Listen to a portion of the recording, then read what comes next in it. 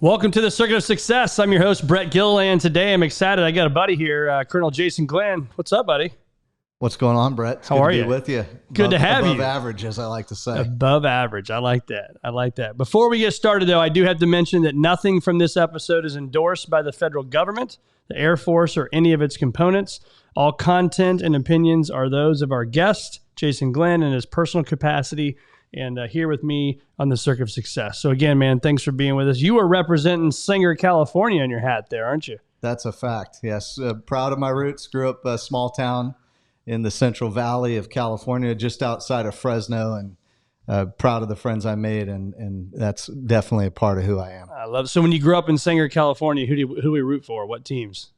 Well, I was a San Francisco Giants fan, remain so to this day, so not a bad team to be affiliated with over the past decade or so. Every other year you had a World Series, For right? a while there it was. So, That's awesome. Trying to get back there. Well, you are the commander of the 375th Mission Support Group. You lead 1,500 people, man, and serving 13,000 personnel, which is that's a big job. And I know a lot going on in your world, so happy to talk about it. But if you can, just maybe give us a little lay of the land. You talk about growing up in Sanger, California, but what kind of got you on this, and what's made you the man you are today? Well, it started with, a conversation that honestly at the time was a little bit unpleasant with my dad. And he said, hey, don't really have a plan for you to go to college financially. Mm-hmm. So, he said, you can kind of take it the hard way or the easy way. And his definition of the easy way was to go to one of the service academies. And so, a little difference of opinion at the time, but, perhaps he knew something that I didn't at the time. And so that was sort of the path, as I wanted a top tier education, which I felt that I could get at the Air Force Academy. And, this is not an unusual story from people who are in the military, but after my initial commitment was up, I was having way too much fun and way too excited about what I was doing to get out. And so here I am, 23 years later. Wow. 23 years later. And so did you have people in your family that were in the military, or was that more of just something that was your only way to get to college? No, my dad had been in Vietnam. He was in the Navy, Brownwater Navy and small river boats. So that was always a part of, I knew that was part of our family. His brother had also served. So we had some military service in the family, but I think I am the first person to be an officer. So that was kind of cool at the time. That's very cool. So how do you, I always like to talk to military guys, man. You guys, you sacrifice so much with your family and deploying and all the stuff that you guys do. It's absolutely amazing. So thank you for that. But I always love the planning side of things that you guys do. When I've been on base with you, the things that go on out there is unbelievable. I don't think people realize in this area, but for you, let's start with, how do we define leadership and how you define success? So kind of two questions there. Sure. So leadership is all about influence and impact. So I don't view leadership from a positional standpoint. I just view it as how much influence you can have wherever you sit in the organization. So there's situational leadership, there's organizational leadership, there's all those type of things that I think really roll it up, and it just sort of depends on where you fit and where you happen to be at the point in time. In the absence of leadership, lead. Yeah. And so that, in a nutshell, is how I look at that. In the military, we're obviously very sensitive to rank, but I've always been of the mindset that, competence is far more important than rank. So you can be a leader, whether it's leading yourself and leading by example, or you can be a person who's at the top of the organization having tremendous influence. Yeah. That reminds me, before we go to the success one, that maybe a couple of weeks ago, we were at lunch and I was talking about The Leader Who Had No Title by Raman Sharma, that book. And it's phenomenal. It says exactly what you just said, because you could be at the bottom of the rung, right? But if you've got ideas and things that you think can bring to the table, still bring it to the table, still do it, and still lead and be the best and dominate where you're at, right? There's no question. I mean, the ceiling is your own, yours alone. Yeah. And whatever you can do, and it's always about investing in yourself. And some people are more naturally inclined, I think, to leadership, but it's certainly all about how you prepare to get better, and how much influence your people are having because of what you're doing and your actions. Yeah. So how do you define success?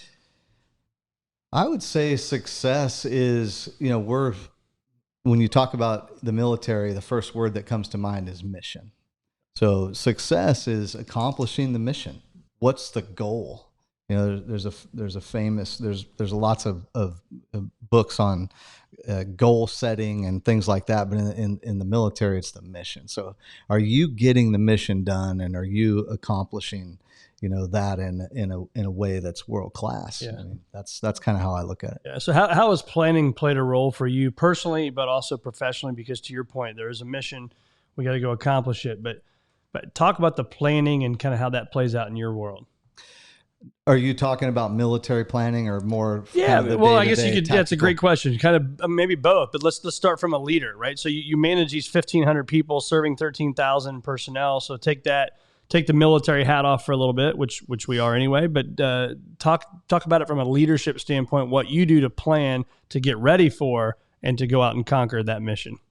Okay, so from a personal standpoint, the planning comes down to me. It's one and the same with it's planning in the military, and it's really the same for an individual. Is about ends, ways, and means, and then risk. Those are the four components that we look at. Yep. The end state that you want to be at, the ways that you're going to get there, the resources that you're going to use, and then factoring in the risk that is each of your actions is going to have, and the implications of your actions. So in a nutshell, that's the military planning system, and it equates well to your personal life as well. Where do you want to get to? Yep. What tools are you going to use? And then, you know, what resources are you going to have in order to get there? Yeah, and you think about it too from a risk standpoint. I mean, you guys are talking about life and death, right? I mean, not everything, but a lot of what we're talking about, especially when we go to war, life and death, and that takes a whole nother level of planning because you've got to worry about your people, right? Well, you absolutely do, and the military takes planning seriously. Yeah. I mean, we have professional courses where you learn to plan, Right. and we have people who are professional planners. So it definitely takes a different. When you're talking about the risk involved in our greatest asset, which is the military members themselves. Mm-hmm. It absolutely it's very important, and the military treats it with that kind of respect. Yeah. So when you when you think about that planning side, how much of it are you doing on your own personal life that has helped you plan to get to where you are now, a colonel in the United States Air Force? Well, the goal, I think, initially was not anything based on rank, and it really never has been for me. It's been I've enjoyed leading teams, and so your mission statement is often defined for you. Where do you need? What's the mission of the organization that you're in? Yep. And so, for me personally, it's like, what sort of competencies and skills do I need to develop to contribute to that mission? And that's true again, no matter where you are in the ladder. Yeah. No matter where you are in the hierarchy. Yeah. So does that come from like a SWOT analysis? Those that don't know, most probably do listen to this: strengths, weaknesses, opportunities, and threats. Does it come from doing something like that, or is it something totally different? Because we don't always know exactly what our weaknesses are and what we need to work on.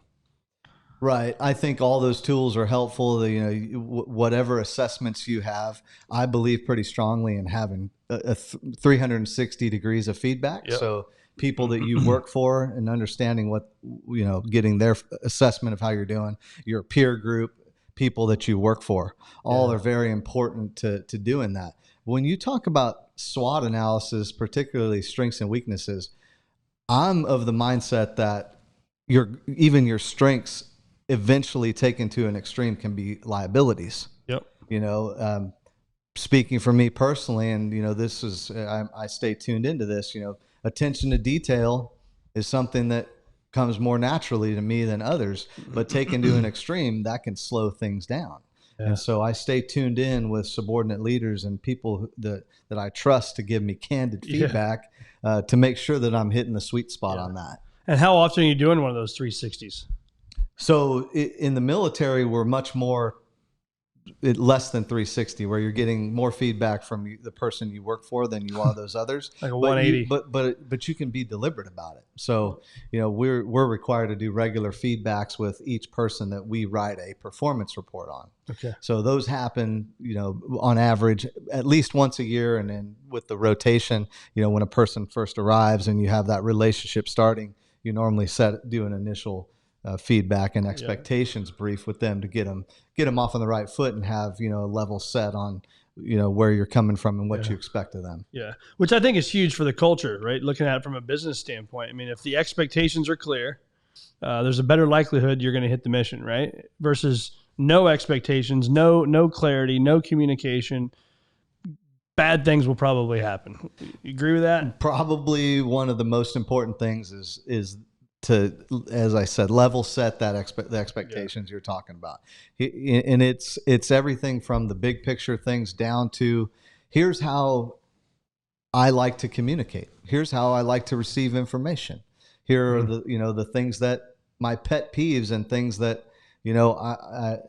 I'm not happy with, if they happen. So just setting all those things up front, being proactive with it tends to set you up for success. I love that. And again, I just think about clarity. To say Robin Sharma's name again, he talks about clarity precedes mastery. And, the clearer we can be with each other, right? Our relationship, if we're going to work together, the clearer we are, the better likelihood of success that we have. So let's talk about difficult conversations, man, because I think as leaders and people listen to this, we have to have difficult conversations. Maybe it's at home, maybe it's at work, maybe it's with your child, maybe it's just with a friend, right? So what do you do to mentally prepare for that, to go in and know that conversation I'm getting ready to have is going to be extremely difficult?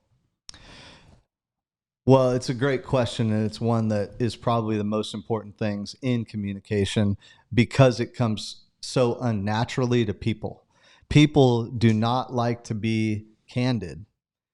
So getting to a crucial or difficult conversation, there's books on this, but getting to those conversations, you have to overcome that natural barrier that you're going to feel, which is an uneasiness to telling somebody how it is, and in particular when it's constructive, telling them how it is and being able to overcome that. Yeah. So it's almost some mental agility up front to do that, and then it gets easier with practice. So I tend to be pretty direct with folks, and sometimes I have to have that conversation and initial feedback. I tend to be direct. I'm going to tell you the good, bad, and the ugly. Yeah. And so the mental preparation is, I like to write things down before one of those conversations. I like to actually write down the main points, not an exact narrative like I'm giving a prepared speech, but sitting down and with bullet points, these are the things I want to cover.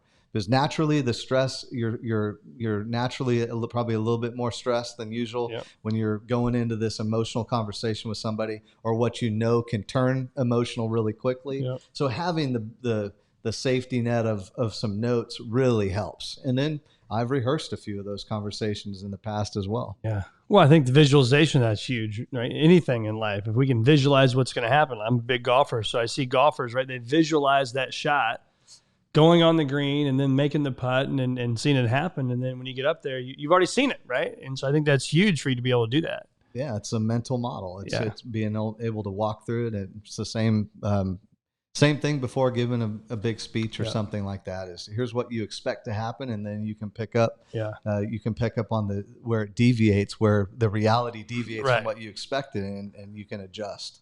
So how many of those conversations hasn't gone as planned, and what have you done to kind of reboot and bring them back, bring the train back on track, if you will? So Brett, I would say the ones that I can remember that have gone bad have come down to poor word choice on my part. And so that's why probably led to the point I just mentioned of writing it down. But, I've said some things that people will insert the intent that they think you have based on whatever how they've conceived it in their minds. So that's why the first part, actually, before you even get to those kind of conversations, is actually to establish a relationship of trust. Yeah. Because then the intent part is more clear. And if they know that you are having a difficult conversation with them because you're interested in them getting better at something and you're interested in their career progression, or if it's actually something that benefits them, it's a lot easier to have that conversation. It's a lot easier for them to hear it. Yeah. Well, I think what I've learned over the last 8.5 years at Visionary Wealth Advisors, my business partner, Tim Hammett, he talks about his intentions and motives all the time, right? And early on, I was like, well, this is kind of cool. I've not seen that. but still to this day, I know where he's going, right? You can almost see the body language, you know, when you're going to talk about it. And what I've learned is the more I can share my intentions or share my motives with you on whatever the thing is that we're going to talk about, maybe I can eliminate that piece of the difficult conversation. Absolutely. Yeah. I mean, I can think of there's a lot of them where you don't, if you know somebody well enough, I would argue the feedback is built in. Like you, by saying nothing, they can tell you're not happy with something and make an adjustment because they've worked with you and they understand what the standard is, or they understand where you're trying to go. Part of that comes with, you got to do some self-evaluation too. And you got to make sure your motives are on point and where you want them. That's right. You know, because you may have some ego that's starting to pop in and creep its way into what you're thinking about, and you got to make sure that you've sort of tamped some of that down. Yeah. So let's talk about fears. People listen to this, hear me say this all the time. The fears we put in our mind, how many of them have actually blown up to the magnitude you put them in your mind to be? Certainly almost none, and I think it's something I've certainly dealt with, is what, you know, any number of things, whether it's being, you know, I've been in deployed environments where things are dangerous, and of course been worried about some of that. But at the end of the day, you know, I'm a person of faith. I know you are as well, and you know, you ultimately rely on that. Yeah. And that's true with any fear that I've ever had, no matter what. So. So walk us through that, though, because you mentioned you know, the deployments. I mean, I've thought with buddies in the past, living where we're at, obviously you get to know people, and then unfortunately those people, they fly the coop, man, and they're not here anymore. Which is what you're going to be doing here soon. But so talk about that, man. I'm on this long flight. I'm going over to ABC place, and it's going to be dangerous, right? So I mean, what's that like? Walk us through that, the emotions, the fear, the thoughts on that final plane ride in. Yeah, I mean, it's more just the unknown. I mean, you rarely do anything alone in the military, is what I found. So trusting your training becomes really important, trusting your preparation, and trusting your teammates. So I think we've said the word trust already in this conversation, you know, maybe close to a dozen times, but that's, to me, the most important thing. So what it feels like, and, you know, I haven't,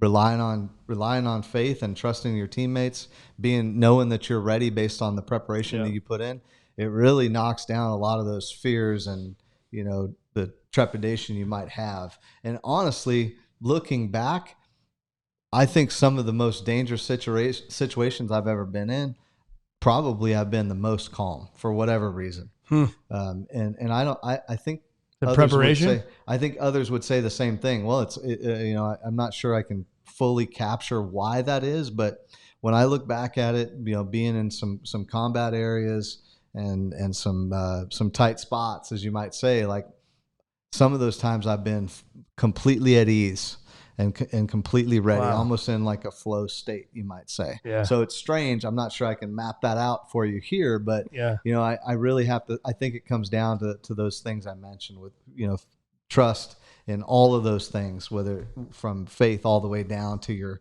you know, the wingmen that you have on your left and right. Yeah, but I think it does come back to that preparation too. I mean, you've played through this scenario a million times out in training, you know, and wherever you guys are training and doing your thing, you've played through it in your mind, or a baseball player has been there, or a golfer, or a business person. I remember me as a new young financial advisor in my early 20s, I would literally, this is back when you had a recorder, right? You didn't do it on your phone. I would have a voice recorder, and I would drive to meetings, and I can remember driving to them, and I would record myself, what I was going to say when I sat down with that potential client. And then I'd play it back, like, oh, that sounds terrible. And then I would do it again, right? And so I think that preparation is so critically important for us, no matter what we do in our day-to-day lives. Over-prepare every single day, so then when it's your time to go to the at-bat, you're ready to rock.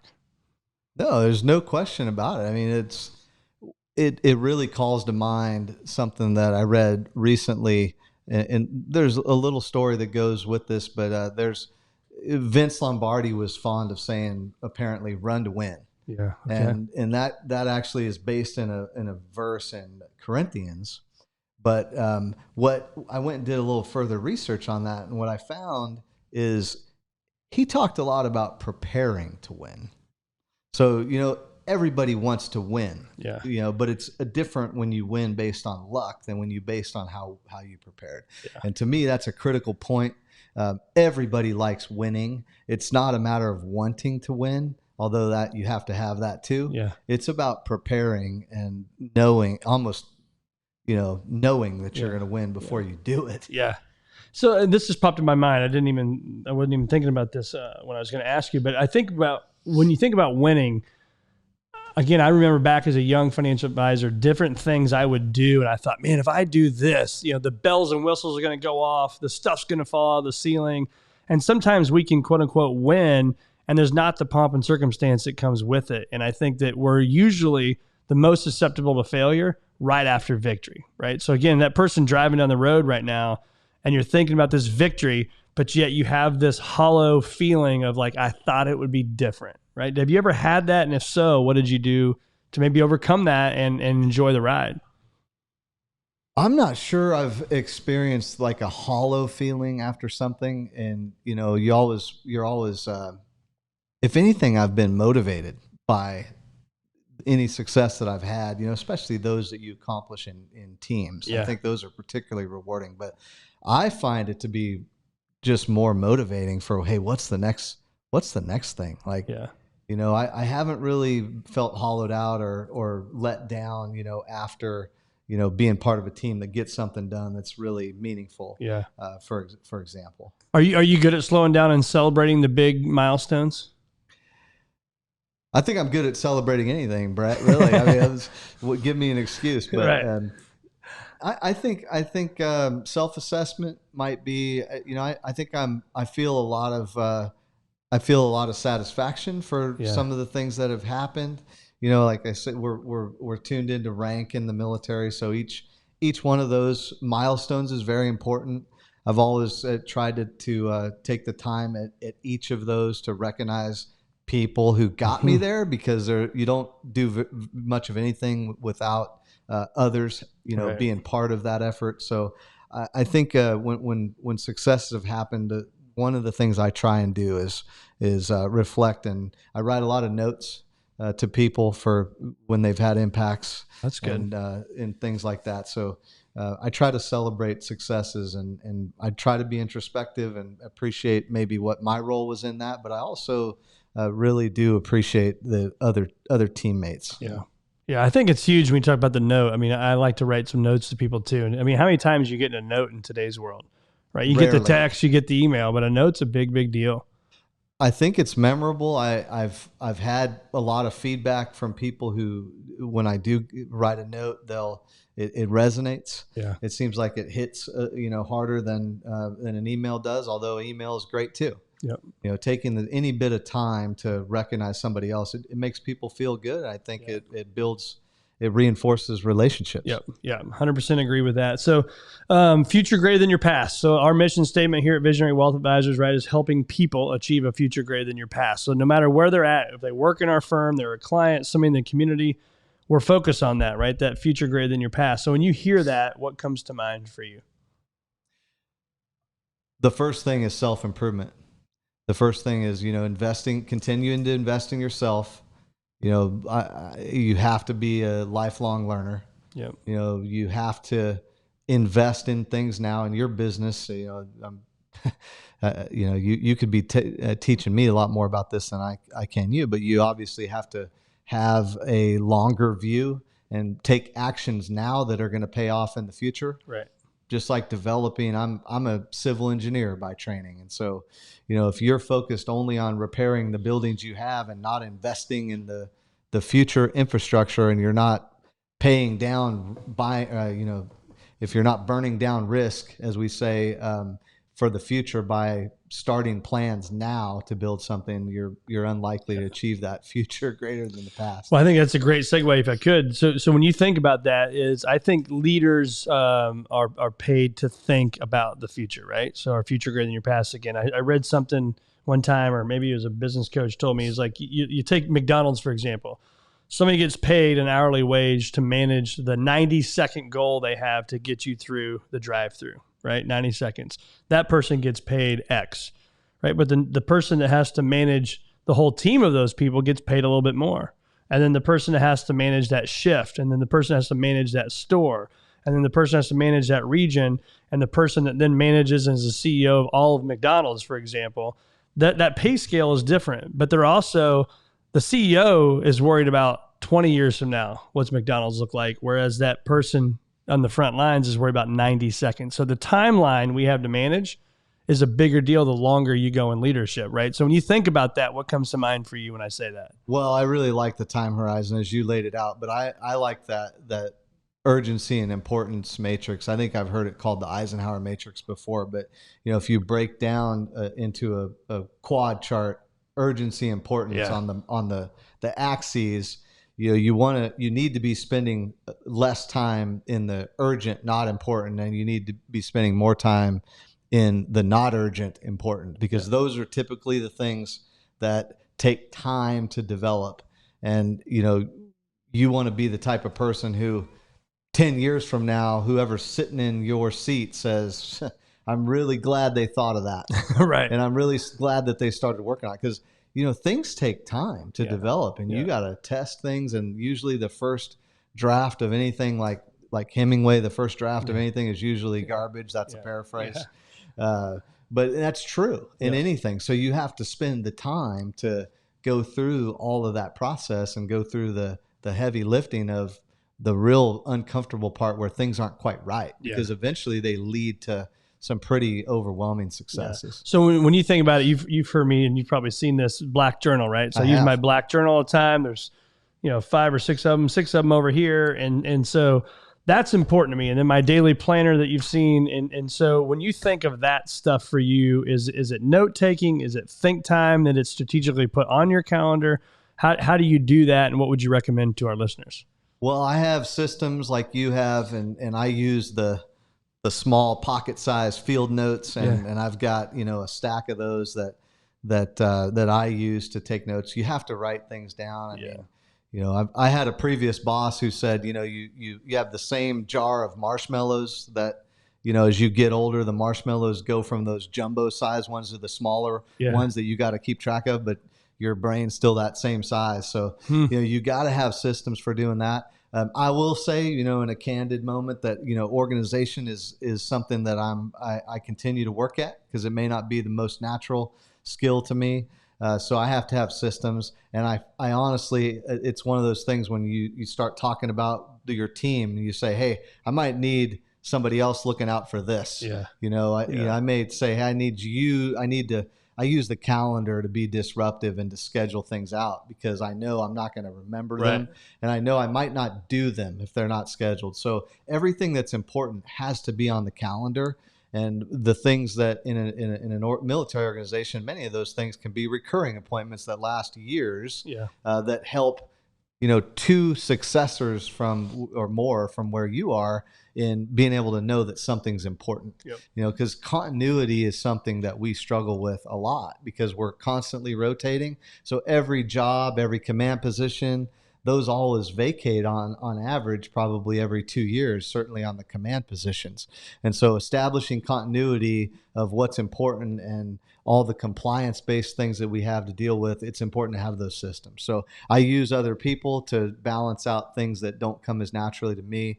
And I have, the notebook approach that you laid out. So the schedule, the notebook, the discipline to do the planning, whether it's daily planning in the morning or weekly planning, is a huge advantage for me. So just structuring that into your day is kind of how I put it. And that's so helpful for me to hear it. I mean, time and time again, I do it. I'm a believer in it, but it's good to hear from other leaders that it's so important. I think it's good for people to hear that every week in and week out on the show too, is to talk about the planning side of it. And I don't think enough people block time off for themselves. And I don't mean block time off to, to go to a spa or to go golf. I mean, like literally you sit down with a notebook. So I would tell anybody that's listening, just do it, try it, take some notes. And so I want to spin to the next thing. I want to read some numbers here. And I think this is important, is reading. I know you and I share that common theme that we believe in reading. And so I don't know if I've ever shared these before, and it's just math. So this isn't like I made something up, but think about, so this is 10 pages a day. So I started this about 6 years ago. I got so tired of being the guy that said, okay, I'm going to have a book, I'm going to read it, and then it would sit on my nightstand and I'd read like 35 pages of it, right? So 10 pages a day, 3,650 pages in a year. That's basically 20 business books a year. Go out 5 years, that's 18,250 pages. It's about 95 to 100 books. 10 years, it's 182 to 200 books. And I write down, where will you be in 10 years? So think about that. 10 pages a day sounds easy, right? But if I told you in 10 years you were going to read 36,500 pages, or if I said just go read that, that's very difficult, right? So when you talk about reading, how important is that to you, to your success and where you're at today? If your listeners take away one thing, it's that reading's important. And I've loved to read, so it comes naturally to me, but I think it's important even for those who don't read, and there's other ways to consume that type of material with audiobooks and other different ways, but it's the learning that's really important. And so, and I think if you look at most successful people, creatives, executives, doesn't matter, you're going to find that many of them are readers. Interesting thing I learned, I was just at the Rock and Roll Hall of Fame there in Cleveland, Ohio on recent vacation.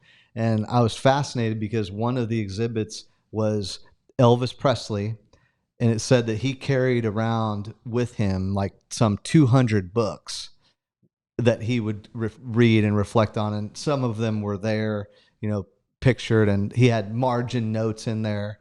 And I think you'll find that replicated across many successful leaders. And so I think it's really important that you're deliberate about reading. I like to read widely.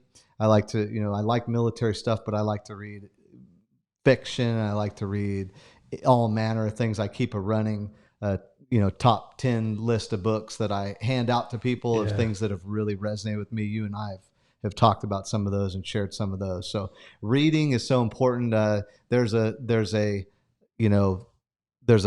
slogan that goes something like, not all readers lead, but all leaders read. I think I've found that to be true more often than not. Yeah, Henry Ford, I think, said that.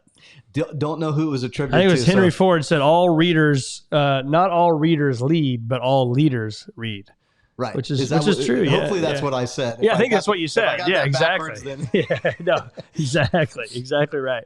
Yeah, I just think it's critical. And I love what you do too, is you make a note on who told you about the book and what the book was. And I think that's cool, because you think about when you go to the bookstore, if you're like me, I mean, there's 9 million books in here. It's like, what in the hell am I going to pick? Right. But yet if somebody you trust told you it's a good book, for me, that's a no brainer. Like if you tell me there's a good book, I'm going to buy it. Like I'm going to buy that book, and it's going to show up, with Amazon, in about 13 hours on my doorstep, and I got the book. So I think that's important to do that.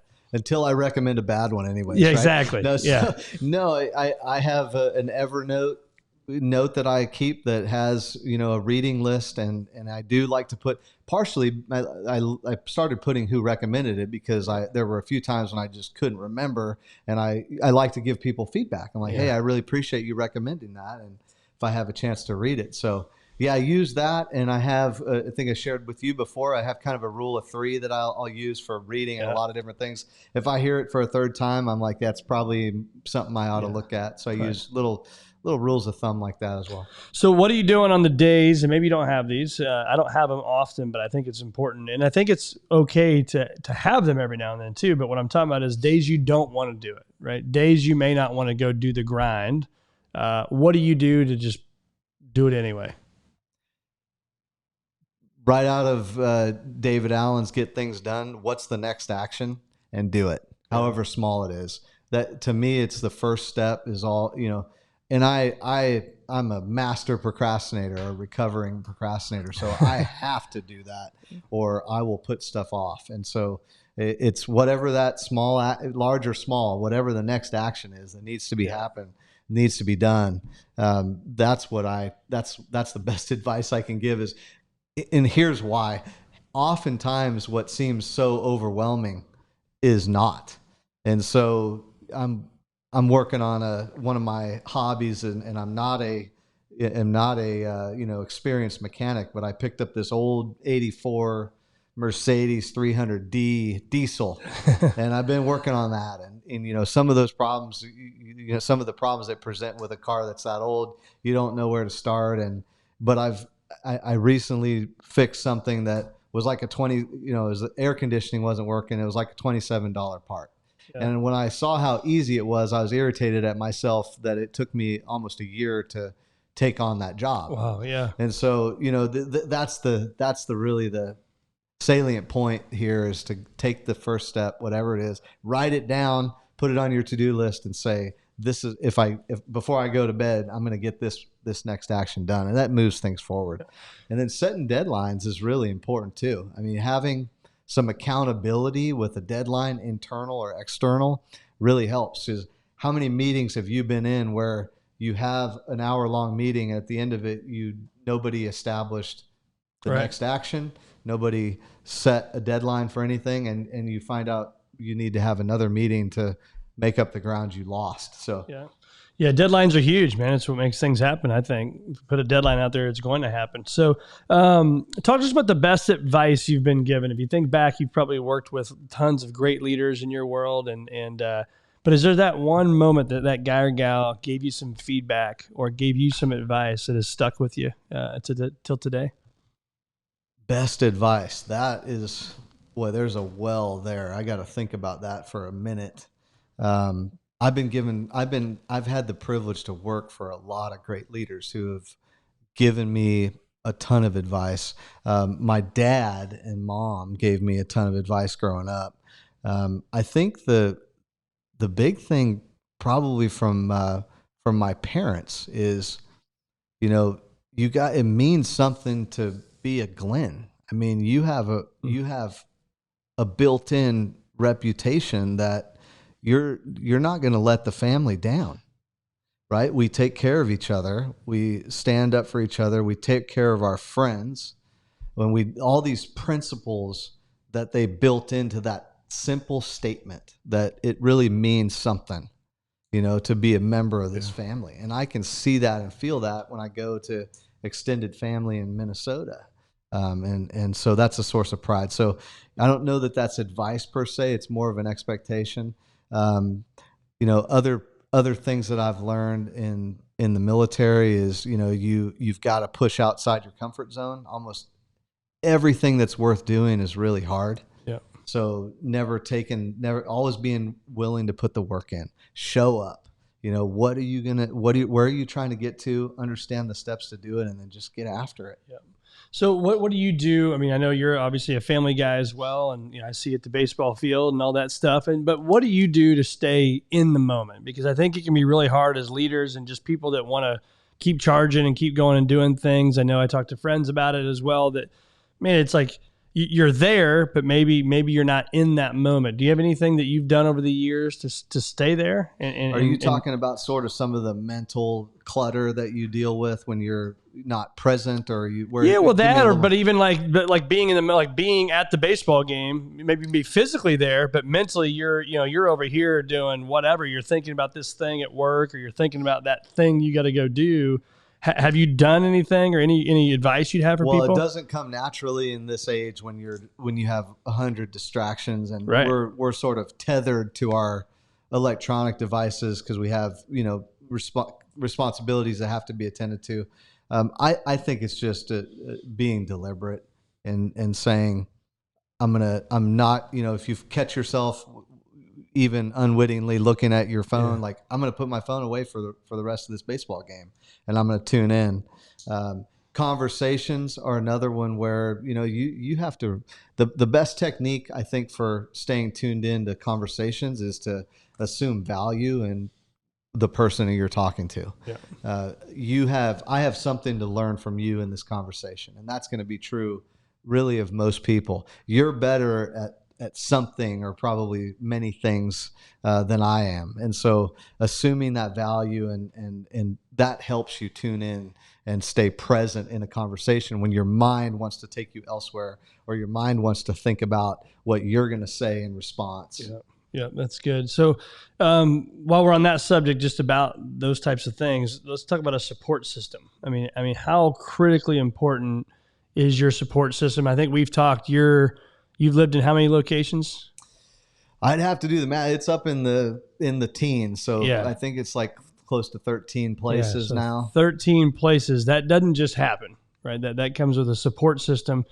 Doesn't mean it's always easy, but that support system at home, I think, is also a very, very critical point for people when they're thinking about their success. And I know they probably know that, but I think to slow down and really acknowledge it and embrace it, that's a critically important part for our success.